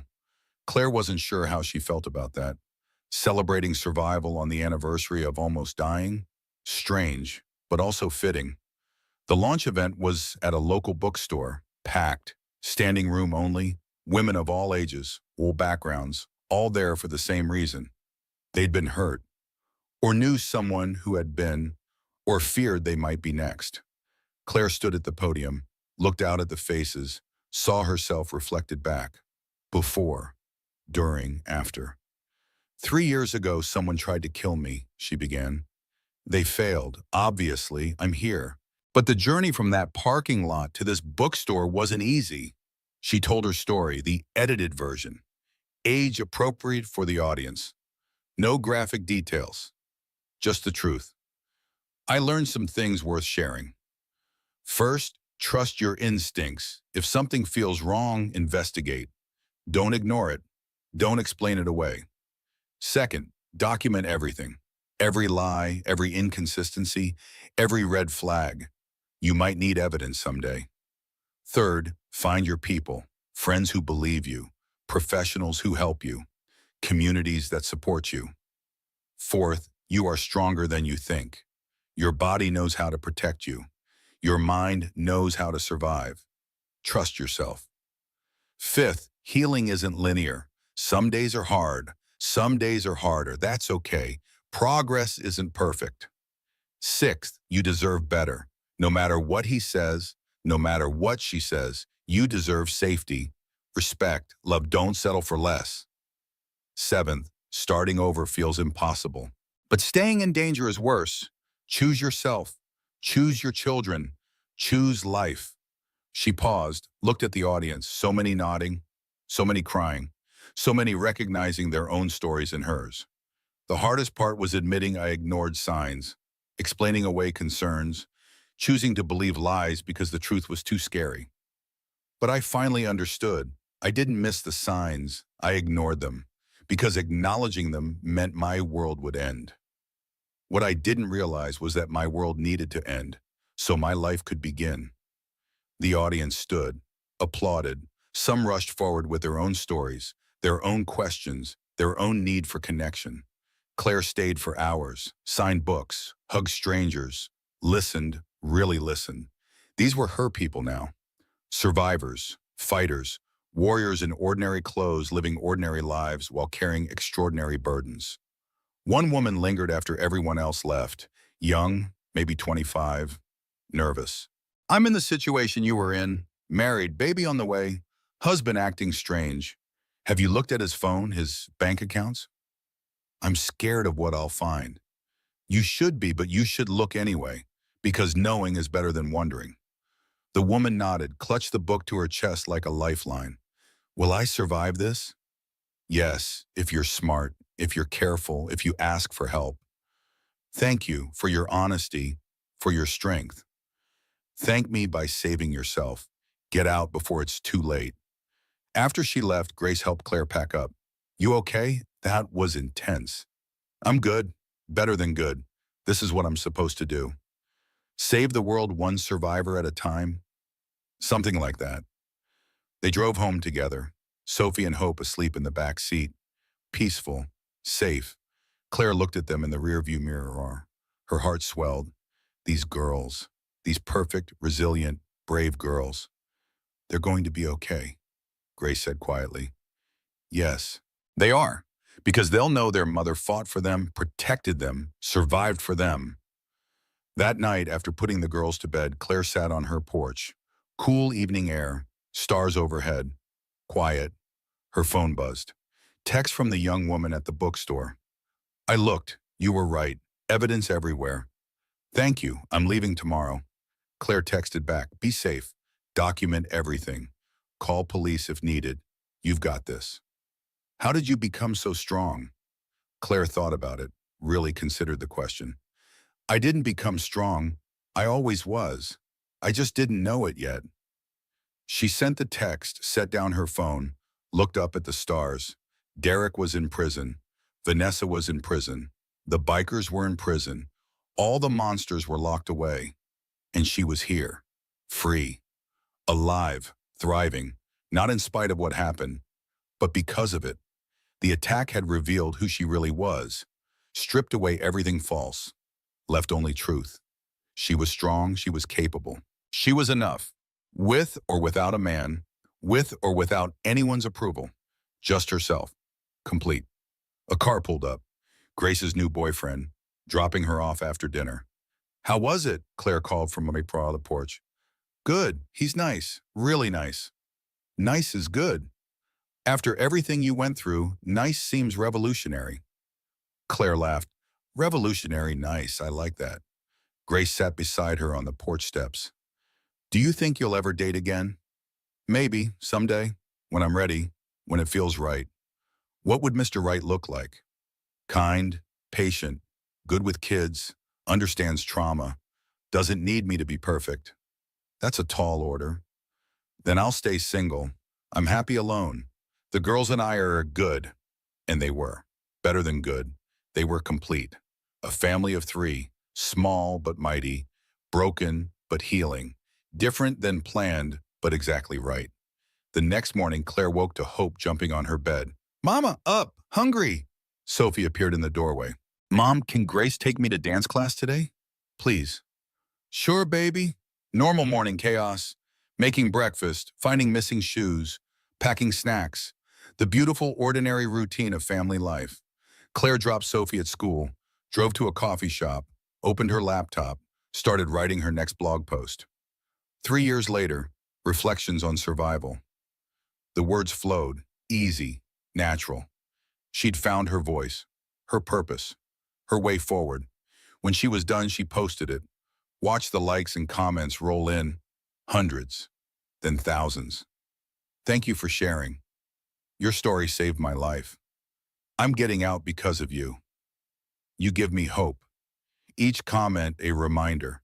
Her survival mattered. Her story mattered. Her voice mattered. She wasn't just Claire anymore. She was Claire Hartley. Survivor, advocate, author, mother, fighter.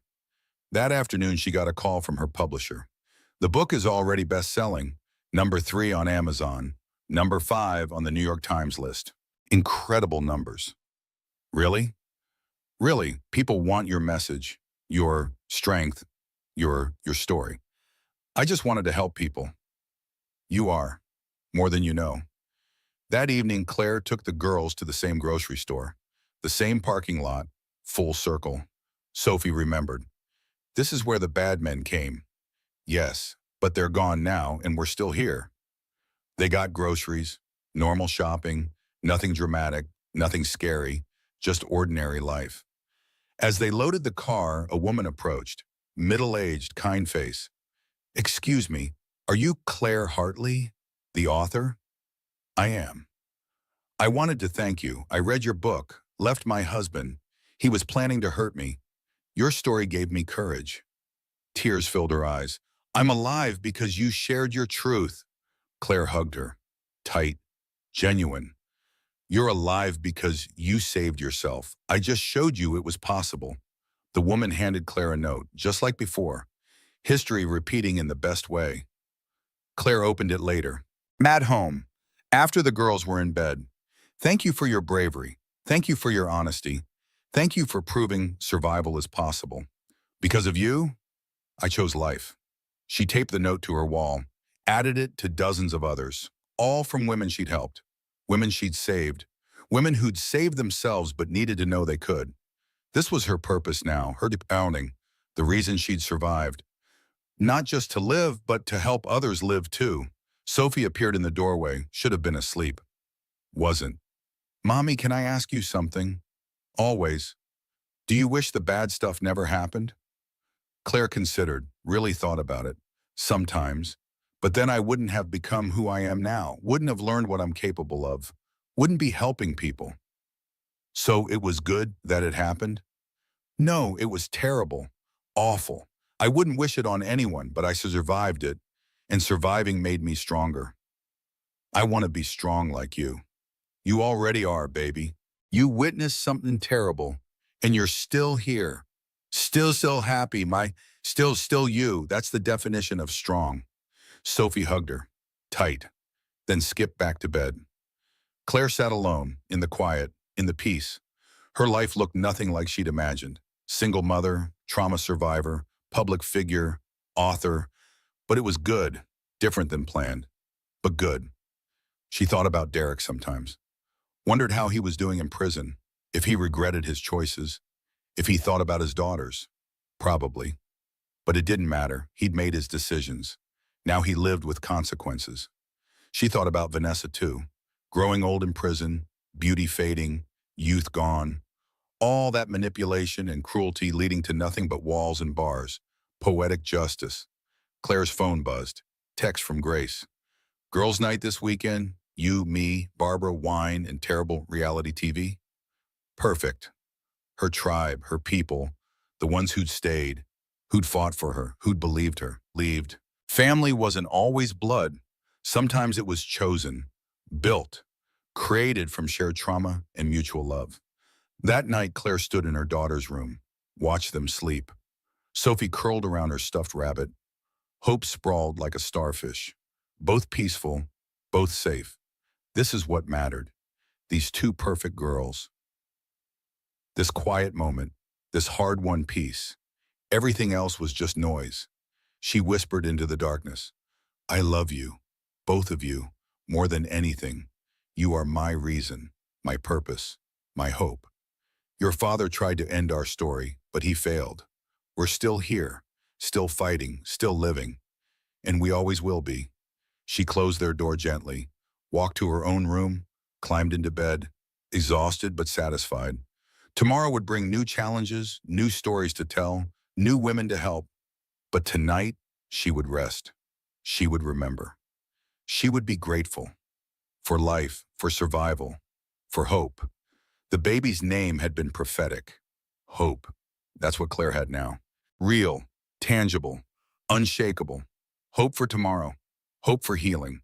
Hope for herself and her daughters and all the women who needed to hear that survival was possible. She'd survived the unthinkable. Now she would help others do the same. That was her purpose, her calling, her redemption. And it was enough. More than enough. It was everything. Claire's story didn't end in that parking lot. It transformed into something bigger.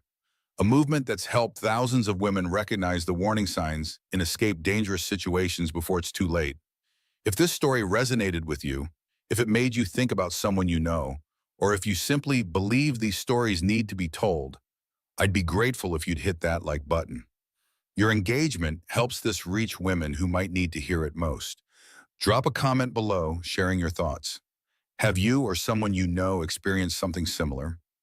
Your story matters, and this community is here to support each other. Share this video with someone who needs to hear that survival is possible, that starting over, no matter how impossible it seems, is worth it. And if you want more true stories of courage, survival, and justice, subscribe and turn on notifications. Because every week, we're shining a light on the survivors who refuse to be silenced. Until next time, remember, you are stronger than you think, you are braver than you know, and you are never alone.